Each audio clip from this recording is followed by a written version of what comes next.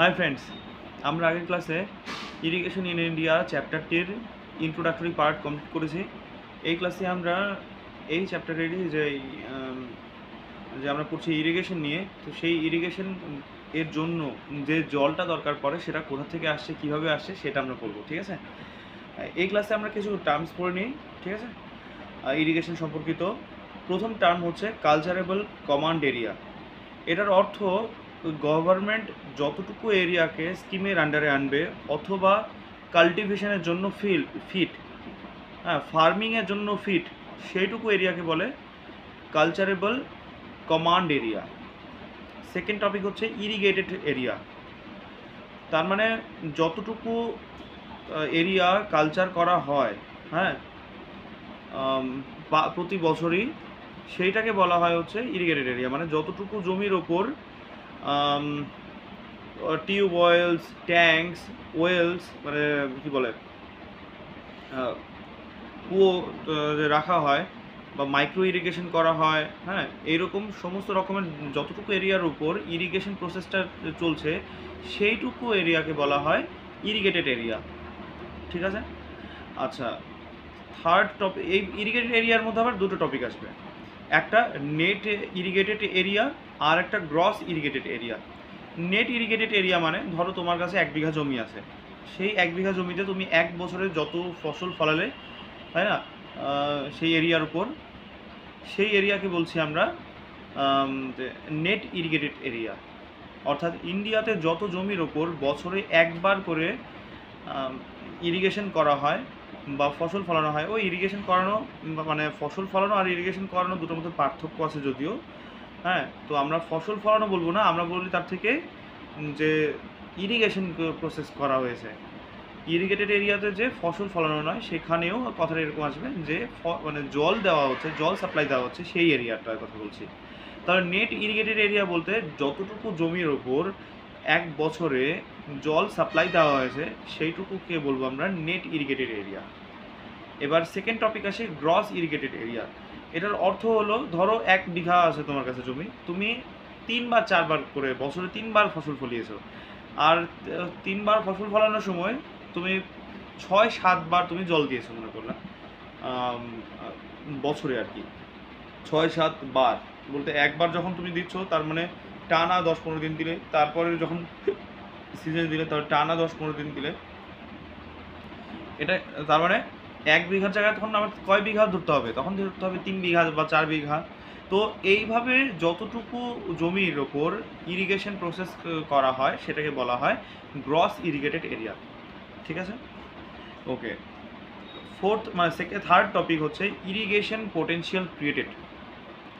আচ্ছা, তার মানে একটা দেশের যত এরিয়ার মধ্যে ইরিগেশন প্রসেস করা হয় সেটাকে বলা হয় ইরিগেশন পোটেনশিয়াল ক্রিয়েটেড। আচ্ছা, সেকেন্ড টপিক হচ্ছে ইরিগেশন পোটেনশিয়াল ইউটিলাইজড। মানে আগেরটা ক্রিয়েটেড বলতে যতটুকু এরিয়াতে ইরিগেশন প্রসেস করা যাবে, সরি কথাটা এরকম হবে যে যতটুকু এরিয়া জুড়ে কৃষিকাজ করা যাবে সেটাকে বলা হয় ইরিগেশন পোটেনশিয়াল ক্রিয়েটেড। আর যতটুকু জায়গাতে ইরিগেশন প্রসেস করা হয়েছে, করা যাবে, ধরলাম 100% জমি, তার মধ্যে 80% জমি ইরিগেশন প্রসেস কমপ্লিট করা হয়েছে, তখন সেটাকে বলবো আমরা ইরিগেশন পোটেনশিয়াল ইউটিলাইজড। ঠিক আছে, তাহলে কী বললাম, কালচারেবল কমান্ড এরিয়া, ইরিগেটেড এরিয়া। সেই ইরিগেটেড এরিয়ার মধ্যে দুটো কনসেপ্ট আসবে, একটা নেট ইরিগেটেড এরিয়া আর একটা gross irrigated area. Third topic হচ্ছে ইরিগেশন পোটেনশিয়াল ক্রিয়েটেড, আর একটা ফোর্থ টপিক হচ্ছে ইরিগেশন পোটেনশিয়াল ইউটিলাইজড। আচ্ছা, নেক্সট টপিক হচ্ছে নেট এরিয়া সোন। আচ্ছা, তার মানে কোনো একটা দেশের, সারা দেশের যতটুকু এরিয়ার উপর ইরিগেশন মানে কৃষিকাজ করা হয়েছে বা ফসল বোনা হয়েছে, যতটুকু এরিয়া, কিন্তু সেটা বছরে একবার ধরে, 3 বার না, যে রবি শস্য, তারপর হচ্ছে খারিফ ফসল, এইভাবে তোমার 3টে আলাদা আলাদা সিজন, মানে 3 বিঘা জমি হলো, এভাবে নয়, কতটুকু করতে হবে, অন্তত বছরে একবার করা যেতে পারে এরকম জায়গাতে, যেখানে মানে যেসব জায়গাতে ফসল ফলানো হচ্ছে সেই এরিয়াকে বলছি আমরা নেট সাউন এরিয়া। আচ্ছা ঠিক একইভাবে আরেকটা টার্মে উঠে আসে গ্রস ক্রপড এরিয়া। এটার অর্থ 2-3 বার করে একটা জমিতে ফসল ফলিয়ে তার মানে এই সমস্ত এরিয়ার মানে পরিমাণ যোগ করলে যে পরিমাণ এরিয়া হয় সেটাকে বলে গ্রস ক্রপড এরিয়া। ঠিক আছে, তাহলে আরেকবার আমরা রিভিশন করি। কালচারেবল কমান্ড এরিয়া মানে যে যতটুকু জমির ওপর স্কিম চালানো যাবে বা ইরিগেশন করা যাবে সেটাকে বলে কালচারেবল কমান্ড এরিয়া। আচ্ছা তারপর ইরিগেটেড এরিয়া, এটা আবার দু রকমের হয়, একটা নেট ইরিগেটেড এরিয়া আর একটা gross irrigated area. Net irrigated area মানে বছরে একবার মিনিমাম ইরিগেশন প্রসেস কমপ্লিট হয়েছে সেটাকে বলে নেট ইরিগেটেড এরিয়া, মানে জল দেওয়া হচ্ছে, ঠিক আছে। আর গ্রস ইরিগেটেড এরিয়া বলতে বছরে 2-3 বার যাই হোক না কেন তো সবগুলো যোগ করে যাওয়া হয় সেটাকে বলে gross irrigated area.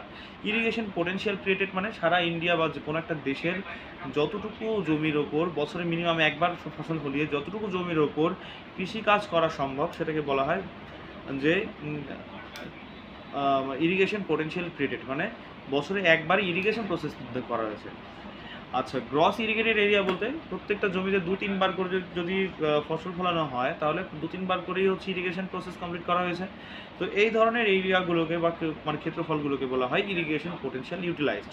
Net area sown মানে বা নেট সোন এরিয়া বলতে বোঝায় যে যতটুকু জমির ওপর বছরে একবার করে ফসল ফলিয়ে, হ্যাঁ মিনিমাম একবার করে, মিনিমাম ম্যাক্সিমাম বলে নয়, একবারই ফসল ফলিয়েছে সেটাকে বলে নেট এরিয়া সোন।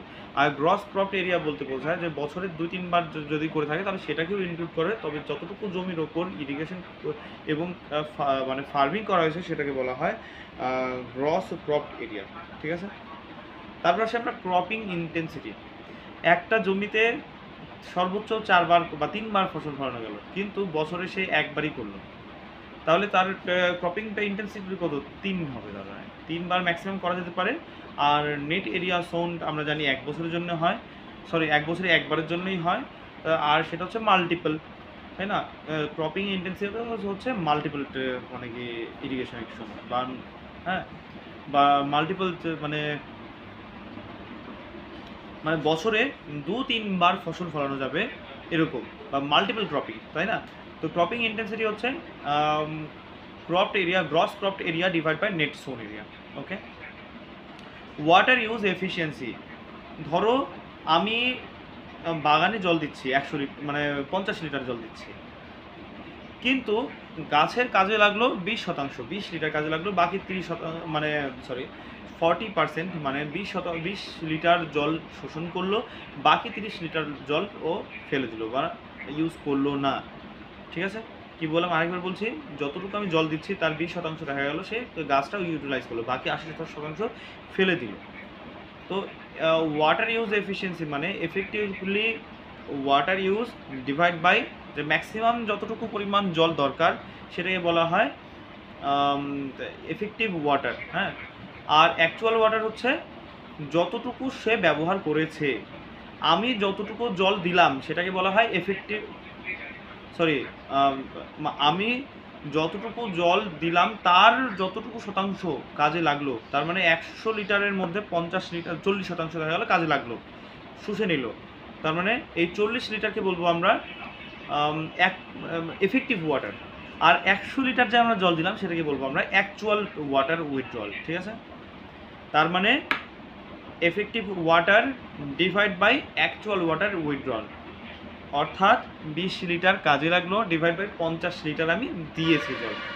তো এটাকে বলা হয় ওয়াটার ইউজ এফিসিয়েন্সি, তার মানে 20/50 মানে 40%। অ্যালিলোপ্যাথি, এটার অর্থ হলো যে ধরে নাও কোনো একটা কীটপতঙ্গ সে কেমিক্যাল ছাড়লো, সেই কেমিক্যালটা ফুল জার্মিনেশন হওয়ার জন্য উপকারী, তখন সেটাকে বলবো আমরা পজিটিভ অ্যালিলোকেমিক্যালস, মানে পজিটিভ অ্যালিলোপ্যাথি। আর যে কেমিক্যালটা রিলিজ করলো সেটাকে বলা হয় অ্যালিলোকেমিক্যালস। আর যদি সেই কেমিক্যাল রিলিজের জন্য কোনো উদ্ভিদ বা প্রাণীর ক্ষতি হয় তখন সেটাকে বলছি আমরা নেগেটিভ অ্যালিলোপ্যাথি। এটা মেইনলি হচ্ছে ফুল জার্মিনেশনের ক্ষেত্রেই প্রযোজ্য হয় কথাটা। আরেকবার বলছি, অ্যালিলোপ্যাথির অর্থ হচ্ছে মানে অ্যালেলো কেমিক্যালস কোনটাকে বলা হয়, কিছু কিছু উদ্ভিদ আছে যারা কিনা এমন কিছু প্রোডাক্ট ছাড়ে বায়ুমণ্ডলে বা পরিবেশে, যার ফলে অন্যান্য ফুলের অঙ্কুর মানে ফুলের গ্রোথ কিংবা ফুলের বৃদ্ধি বা ফলে পরিণত হওয়া বা জার্মিনেশন হওয়াটা বৃদ্ধি করে, তখন সেটাকে বলবো আমরা পজিটিভ অ্যালেলোপ্যাথি। আর যেসব কীটপতঙ্গ যেসব কেমিক্যাল রিলিজ করছে সেটাকে বলছি আমরা অ্যালেলো কেমিক্যালস। আর যদি সেই সব কেমিক্যালস তো বৃদ্ধি অন্যান্য উদ্ভিদের বৃদ্ধি রোধ করে বা খারাপ মানে কি যে তাদের জন্য বিরূপ প্রভাব প্রকাশ করে, তখন সেটাকে বলবো আমরা নেগেটিভ অ্যালেলোপ্যাথি।